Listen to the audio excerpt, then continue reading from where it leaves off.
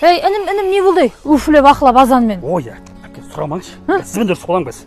Ойбай, не болды? Ана үйдегі келіңіз ба, анау сіңіліңіз ба, кім еді? Сонымен күнде ұрысшаң жабады, жақпайды, бірдеңе айтады. Маған көңіл бөлмейсің дейді. Ей, көңіл бөліп жатыр, ақшасын беріп жатыр, продукты беріп жатыр. Сіздерге жалпы не жағады? Элексерге айтыңыздаршы өзі. Ой, еркектер, осы ақшамен, продуктымен немене біздің көңіліміз бөліп жатсыңдар ма? Көңіл бөліп жатсыңдар ма бізге? Басқа не керек енді? Әй, әйел адамға деген көңіл бөлу керек. Мына діннің өзінде айтады, інім, діннің өзінде айтады. Ер азаматтың жақсысы әйеліне көңіл бөлген дейді. Әйел адамға бір уақыт көңіл бөліп, жаным-ау, не істеп жатсың? Бір жерің ауырып жатқан жоқ па? Бала-шаға сені шаршатып жатқан жоқ па? Қандай да бір басқа бір айтатын әңгімең бар ма деп сырласу керек. Болды, әпке, сонда көңіл бөліп ол сөйлесу, иә? Как раз бір тема бір күріш жайлы. Мен соны сөйлесіп берейін, күтіп кетіп қалмаңыз қазір. Сөйлесіп беремін қазір. Күріш емес, мұнан мен басқа әңгіме тауысып қалатын болды ғой.